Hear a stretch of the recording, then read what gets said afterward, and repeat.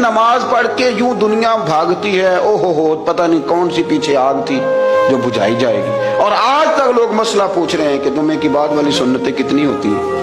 میں نے کہا کتنے سال ہو گئے جمعہ پڑھتے ہیں، کتنے سال ہو گئے، ابھی تک سنتوں کا نہیں پتا، ابھی تک نہیں علم کے پہلے کتنی رکھتے ہیں اور بعد میں کتنی رکھتے ہیں۔ فجر کی سنتیں کب پڑھنی چاہیے؟ سنو فجر کی سنتوں کے بارے میں۔ میرے رسول کریم سید عالم صلی اللہ تعالی علیہ وسلم سے ایک صحابی نے پوچھا تھا، حضور میری فجر کی سنتیں رہ گئیں یا رہ جاتی ہیں تو حکم کیا ہے؟ کیا انداز ہے حضور کا؟